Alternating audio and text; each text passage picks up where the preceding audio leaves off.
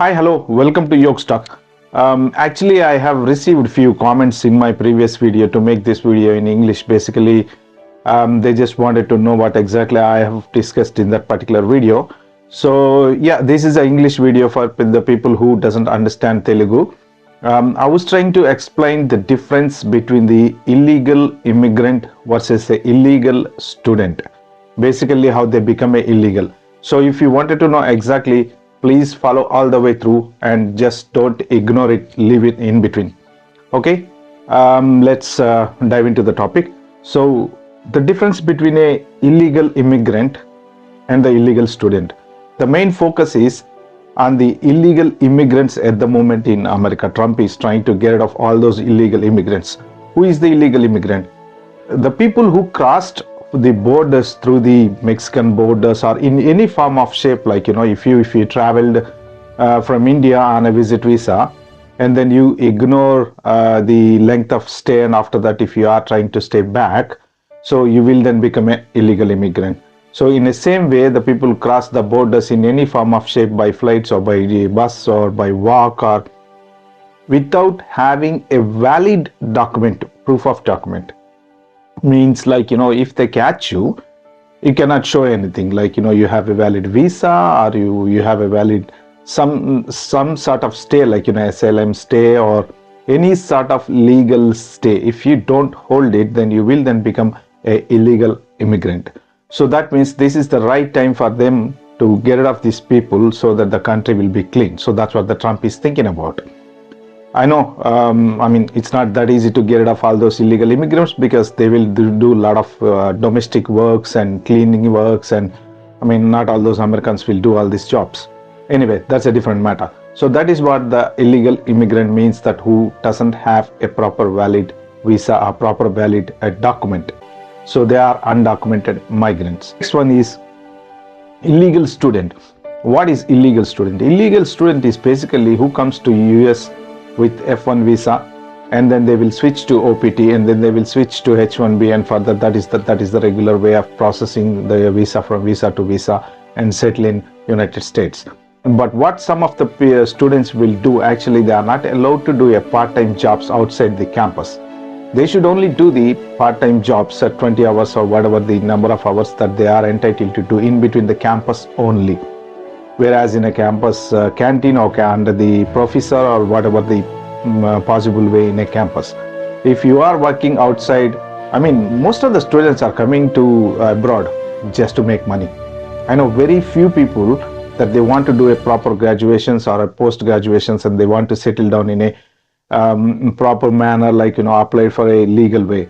But I mean, I've seen a lot of students, they find a way to get into another country to make money. I mean, they will pay first semester fees, and then they will look for some making money, and they wanted to cover the rest of the fees with the way of making money working in somewhere else and send some money back home. But always they keep on thinking about how to make money. They just ignore the studies, and they forget the goal that they came to America to do what. So in such cases, that they will become illegal student. If you are started working outside the campus, means like in restaurants or motels or supermarkets or any way, you are working as illegal. So that's not the legal way. You're not respecting the law of the land. So if you are a student of a university, you should respect the rules. Then only take the student visa and come in here. I mean, if you find a job in a university, then fine, go ahead and do it. If you don't find a job, just make sure that you have enough money to study. If you don't have enough money to study, don't come there. So how OPT students will become illegals? I mean, if you start running a payroll without having a job, means like some people will get a job. I mean, not all the students 100% to 100% will get a jobs. So the people who don't get a jobs, obviously they have to go back after they finish their university. They don't want to go back. I don't think anybody coming to America doesn't really want to go back. So they wanted to stay back in any way, that they will start applying for a OPT through the agents. There are a lot of agents in our Indian agents or Chinese agents. So many people are, I mean, one point in time they are employees, they are now become agents. So they apply the visa and they run the payroll. So you will run the payroll, they will pay the tax behalf of you. You will work somewhere as a cash in hand or some sort of way that you will give that money to them to pay your taxes, but you don't get any money into your bank account. So if you get caught in this situation, they will ask you to bring your bank statements. So your bank statement doesn't really tally with your employment pay slips. So that means that you are running a payroll, means that it is illegal. Definitely it is not a legal, because you are running a payroll without getting a proper pay. Just to keep going, you are, I mean, you don't want to show any gaps in between. So that is the reason we will run a payroll. That itself is an illegal. If you get caught, definitely you will have to leave the country or whatever the situations that happen at the time. The same thing applies to the H1 visa as well. In between, sometimes if you lose a job, you have a 60 days to find a job, or there are some certain rules for H1B. I don't exactly know, but yeah, if you don't get a job in between the time period that you can stay, what you will do, you start running a payroll through the agent. So obviously you will give some money and they will pay the tax, but that is definitely not legal. So when you go for a H1 extension, or sometimes if they go through your background verification, or they check everything, they check your bank statements, or in case if they have any information, so that time you will then become illegal. So any form of shape, if you're making a mistake which you are not following the law of a land, is definitely illegal. So my best suggestion is, please do not fall into those kind of traps that where agents will tell you, when you go to America, you can find a job, you can work 20 hours, you can work 40 hours, and then you can start making money, you can send the money back home, you can pay the tuition fees by earning money. So students, my best advice, before you leave the country and go to America, please go through proper, there are a lot of website, the ICE website. If you go through the ICE website, that is actually that website itself is telling you what to do. Customs and Enforcement website, literally giving you an opportunity to read through, but you don't read. A lot of students really doesn't care about the paperwork and doesn't care about the rules. They will just blindly follow through the agent, whatever the agent says. You just pay the money, give the money to the agent, and everything he will look after. And then once everything is done, you're ready to go to America. Once you landed in there, you will get in trouble. So learn the rules wherever you are going to. Please, first of all, find out about that country. Stop sending messages about the employment. Do not make any mistake about the employment.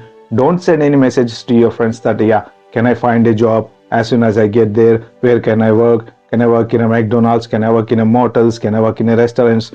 Avoid sending those kind of messages to your friends, because student is not allowed to work outside.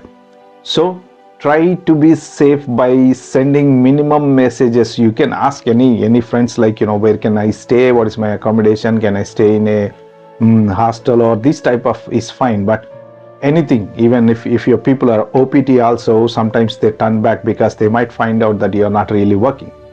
OPT people went back for a holiday. When they come back to the United States, obviously they will stop at the airport and they will ask your history and they check your emails. Even you format your phone, they have a right to recover your phone and check. So you'll have to be careful when you are doing these sort of things, like, it's not 100% genuinely. We cannot stay in any country, but you have to respect the law of the land. You cannot simply complain on a Trump comes and doing all this at the moment, because that party is anti-immigrant party. They are actually looking after their own country. It is the same for our country as well. Wherever we born, we have to respect the country, law of the land. And if somebody come to our country and steal our work, where are we going to go? Same thing is happening in America. That's what they realized. So we cannot really say, as long as you are legally living in that country, nobody can touch you. So if you are trying to be illegal and doing something dodgy, obviously one day you will have a problem. So that's what the difference between the illegal immigrant and how the OPT can become illegal, and the H1 can become illegal, and the student can become illegal. Once you start doing any illegal thing, they will have a history. Every government will keep an eye on everybody. because nowadays we have so many resources like artificial intelligence and so many other resources that they can catch you. And the one other thing I will tell you, I wanted to tell you is basically, actually at the moment ICE is not really looking for Indians. They are looking for Mexican migrants in everywhere. When they come to look for the Mexican migrants, obviously our Indian boys are getting caught because of, they will ask you, what are you doing here? What do you do? I'm student. What are you doing here? I'm working in here. You're not allowed to work. That's it. End of the story. He'll be deported. So those type of things, actually they are looking for a Mexican migrants, but unfortunately our Indians are getting caught. So we don't know. There are 18,000 illegals, actually not illegal students or illegal H1s, or 18,000 illegals are basically how they cross the border, or the people overstayed their visit visa, or any other illegal stay, or without having a passport, or without there, they find some route to get into the America. There are 18,000 Indians at the moment that the list is, and Trump is trying to send them back, and our foreign minister Jaishankar is said like he is happy to take them back, but we don't know at the moment how they are sending back and what is the plan. But my sincere advice to everybody is, who are coming to the America, please be careful and read everything, find out everything, go through YouTube or go through, there are websites, and you just don't go to the agent blindly, trust and book a flight and come in here. Learn everything, explain everything to your parents. The main important thing is what you are doing. If any OPTs or any students are illegally working in America, now this is the time to let your parents know what exactly are you doing. Because if tomorrow you get caught and they turn you back into India, your parents will really feel bad that they don't know exactly. They can't face, sometimes some neighbor or somebody asks them like why did your son come back, because of the situations everybody know what's happening. So he cannot go back and say that my son turned down because of this illegal stay. So that is the reason you explain to them, if there is any problems for your stay or you don't have enough money, don't trouble yourself and don't trouble your parents, just simply go back. You can, as long as you are alive, you can live anywhere. If you are getting into trouble, you don't have anybody in that country to come and knock your door to help you. So legal system, that again you'll have to pay a lot of money. So it's not easy, like if they find you and it's going to be too much money to pay. So better be legal, better be safe. Anybody who is coming to US for education now, try to be legal and make sure you have enough money to study even you don't have a job. Don't think as soon as I get there I can get a job and I can pay my tuition fees. That doesn't work out. If you have a money, you come here and study and get into a good job and be a happy life. Okay friends, please, if you like this video, forward it to your friends and give me a comment. Just give me a thumbs up to encourage my videos, and subscribe as well. Thank you.